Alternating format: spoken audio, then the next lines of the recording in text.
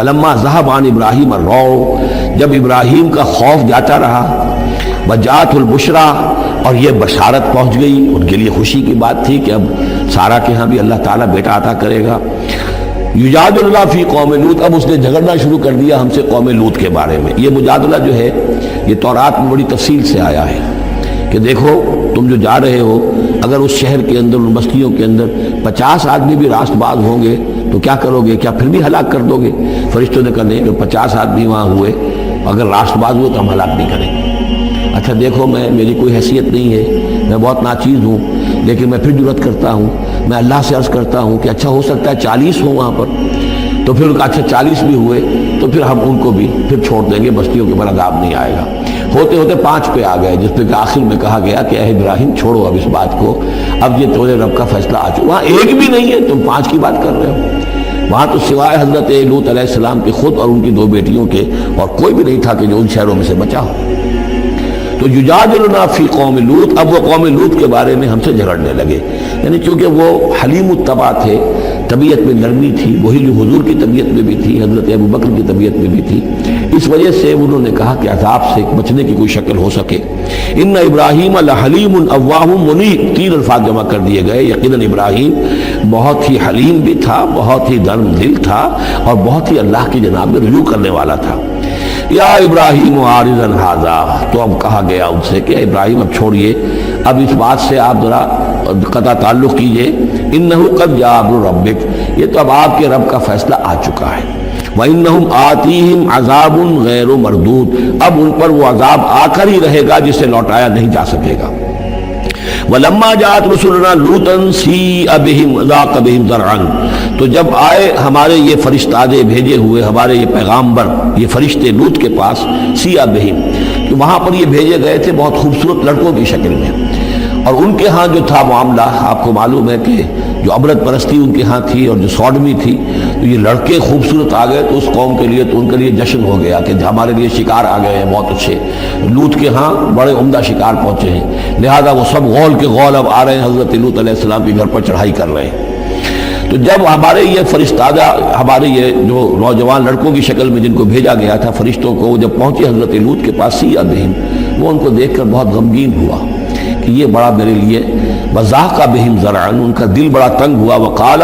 هَذَا يَوْمٌ عَصِیبٌ، انہوں نے کہا میرے لیے بڑا سختی کا دن آ گیا ہے، میرے پاس اتنی طاقت نہیں ہے کہ میں ان بدبختوں کا مقابلہ کر سکوں، اپنے ان مہمانوں کو ان کی دستبرد سے میں بچا سکوں۔ اور وہ لوگ جو ہیں وہ جانتے تھے جس قسم کی خبیث ان کی تباہی ہو چکی تھی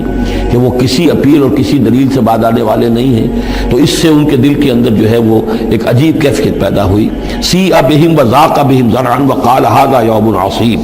وَجَاءَهُ قَوْمُهُ يُهْرَعُونَ إِلَیْهِ، اور اب آئی اس کی قوم اس کے پاس والہانہ دوڑتی ہوئی، بڑے خوشی سے ناچتے ہوئے آ رہے ہیں کہ آج تو ہمارے لیے جو ہے وہ بہت ہی عمدہ شکار پہنچ گیا ہے۔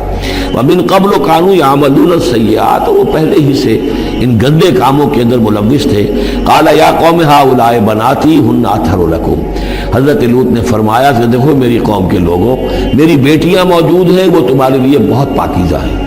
اس کے 2 معنی کیے گئے، ایک تو یہ کہ بیٹیوں سے مراد ہے کہ جو تمہاری بیویاں ہیں وہ میری بیٹیوں کے مانند ہیں۔ نبی جو ہوتا ہے وہ گویا کہ قوم کے لیے والد کی جگہ ہے، جیسے کہ قرآن مجید میں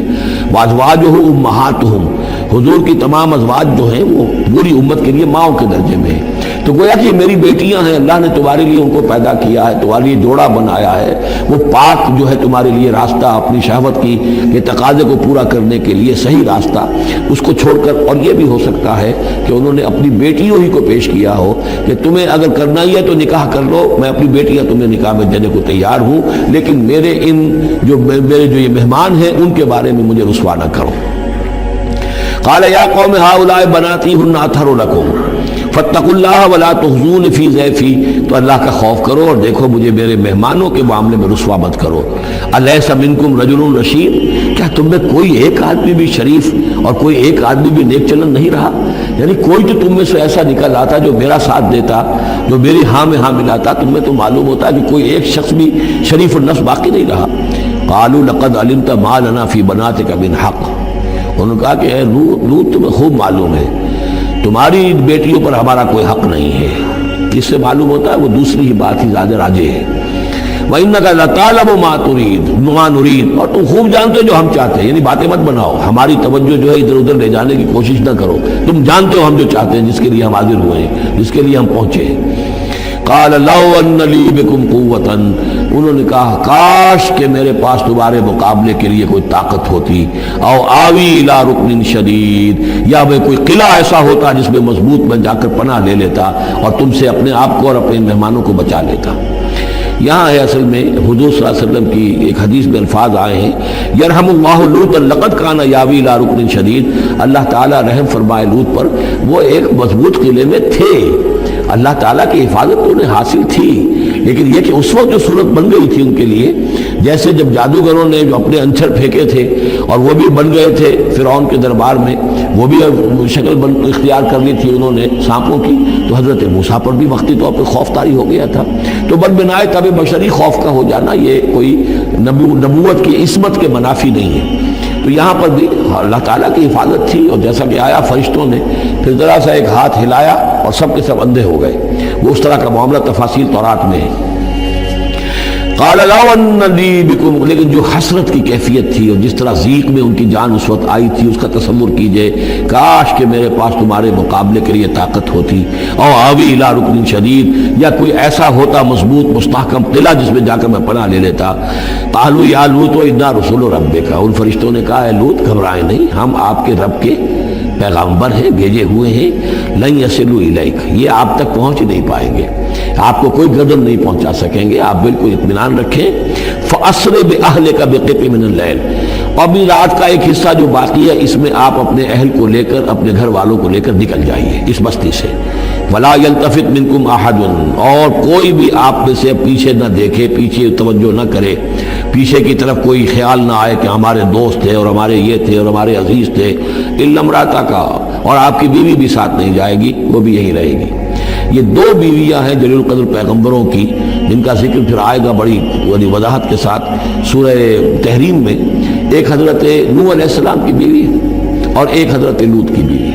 کہ یہ اگرچہ کہ کانتا تحت عبدین من عبادنا صالحین فخانتاہما فلم یغنیا عنہما من اللہ شیئا، اگرچہ وہ ہمارے دو بہت ہی نیک اور بہت ہی برگزیدہ بندوں کے تحت تھی، ان کے گھروں میں آباد تھی، لیکن یہ کہ انہوں نے خیانت کی، اور اس کے نتیجے میں یہ ہے کہ پھر وہ اللہ تعالیٰ کے عذاب سے ان کے شوہر انہیں بچا نہیں سکے، نہ حضرت نوح بچا سکے اپنی اس بیوی کو، اور نہ حضرت لوط بچا سکے اپنی اس بیوی کو۔ الا امرأتک، سوائے آپ کی بیوی کے، انہ مصیبها ما اصابہم، اس کے اوپر تو وہی مصیبت آ کر رہنی ہے جو ان سب پر آنی ہے۔ ان موعدہم الصبح، اور دیکھیے ان کے وعدے کا وقت صبح کا ہے، صبح کو عذاب آ جائے گا۔ الیس صبح بقریب، کیا صبح قریب نہیں ہے؟ یعنی اب جلدی کیجئے، اب آپ فوری طور پر یہاں سے اپنی بچیوں کو لے کر نکل جائیے۔ فلما جاء امرنا جعلنا عالیہا سافلہا، جب ہمارا حکم آ پہنچا ہم نے اس کے اونچے کو نیچا کر دیا، یعنی کسی بستی کو تلپٹ کیا جائے تو چھت نیچے ہو جائے گی اور جو بنیادیں اوپر آ جائیں گی، عالیہا سافلہا، الٹ کر رکھ دیا بستیوں کو، وامطرنا علیہا حجارۃ من سجیل، اور مزید ان کے اوپر ہم نے بارش برسائی کنکروں کی، پتھروں کی، یعنی یہ کہ ایک طرف تو یہ کہ کچھ زلزلہ آیا یا کچھ اور زمین میں دھماکہ ہوا، ایکسپلوژن ہوا جس سے وہ بستیاں الٹ گئیں، اور اس کے بعد یہ ہے کہ آسمان سے پھر بارش ہوئی ہے ان پر سجیل۔ یہ سجیل اصل میں فارسی کا لفظ ہے سنگ گل، سنگ گل یعنی یہ کہ مٹی جو ہے اگر کسی صحرا کے اندر تھوڑی سی پھوار پڑے اور زیادہ تیز بارش نہ ہو تو وہ ہر قطرے کے ساتھ تھوڑی سی مٹی مل کر وہ ایک چھوٹا سا دانہ بنتا ہے، اور وہ پھر دھوپ جب پڑتی ہے تو وہ پھر پک جاتا ہے، جیسے کہ کہیں آپ اینٹیں پکاتے ہیں اپنے بھٹیوں کے اندر، یہ پھر کہلاتی ہے سنگ گل،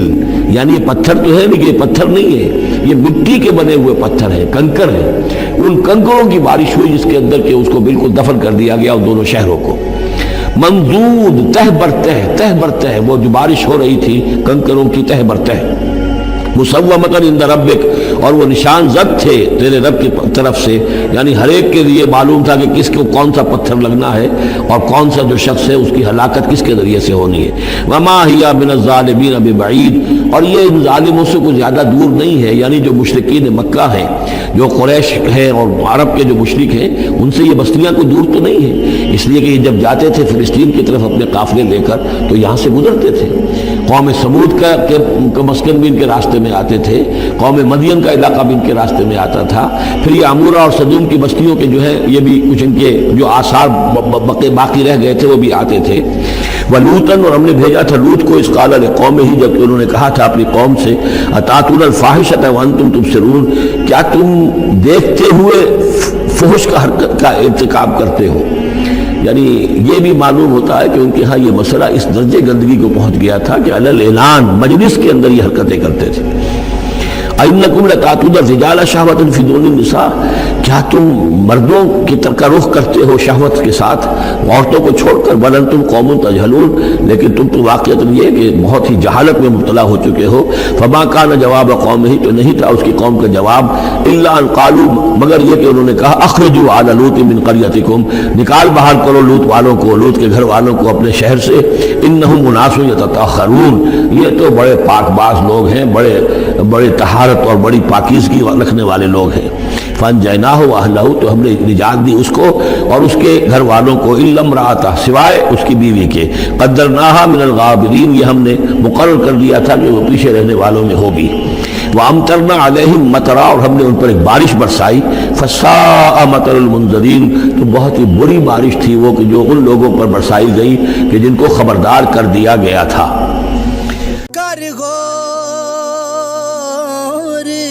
کر غور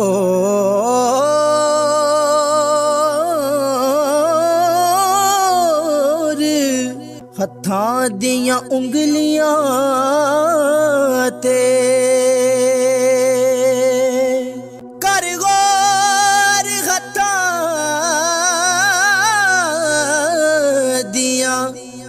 انگلیاں تے، ہر ایک وچ فرق ضرور ہے، انج فرق ہے ساری دنیا وچ، انج فرق